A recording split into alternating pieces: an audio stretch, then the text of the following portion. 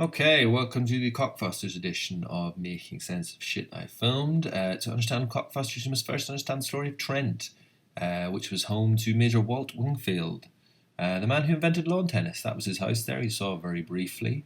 Mr. Wingfield, extremely wealthy man, as you might expect. There's Kim Kardashian, come to pay her respects to the late, great Wingfield.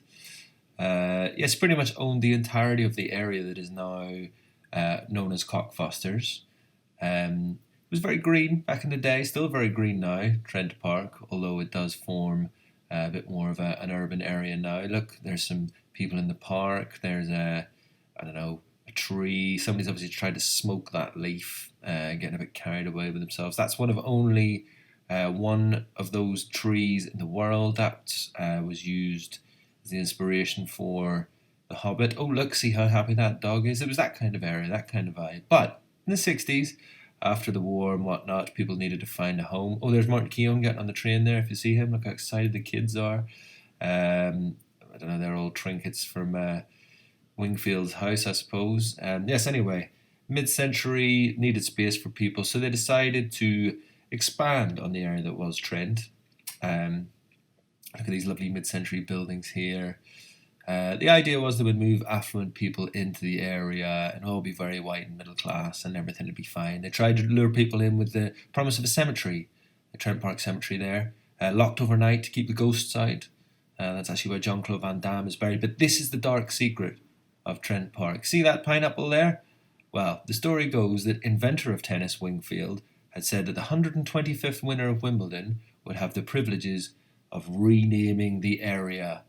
There you go, zoomed in on that pineapple. Unfortunately for the rest of the world, the winner was Leighton Hewitt, who didn't think much about what he was going to name it. He just picked the first two names of what he had in his hand.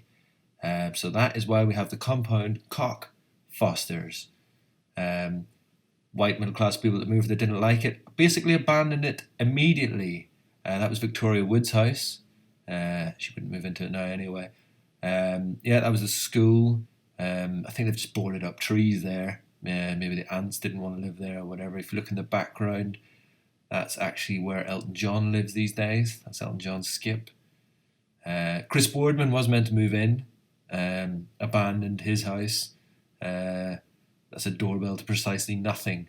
That's Sarah Jessica Parker's colostomy bag. She obviously just ran off in a hurry. Let's see, hopefully she'll be on the end of it. Nah, that was too much to ask. This is what's happening now. Abandoned, the place has become some sort of terrorist training camp. Look at this chap here. He's got a lot of explosives on that tree. He strapped himself to it. Oh shit, this guy might explode. No. Obviously not very good at it. Not sure what point they're trying to make, actually. I don't know which group these young men are affiliated with. If that one goes off, that tree's going to Kingdom Come. There's another one. It's a double-tiered one.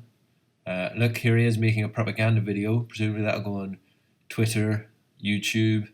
Let's see what happens here. Hopefully this guy explodes. Whee! Oh, hang on. Oh, maybe he's going to pop up here. That'd be good. Nope. What I would have said is these terrorists are very polite, actually. They give you plenty of warning. There's death from above. And actually, they seem to be encouraging each other to do better. Have strange rules, strict rules about the grass. This guy doesn't care. He's loving it. Look at that. He's not bothered. Yes, here he goes. Go on, kid. Hopefully, they've filled this with landmines. That's why they want us to keep off the grass. This could end brilliantly. What have we got here? Come on. Yeah, he's just going to touch a tree, isn't he?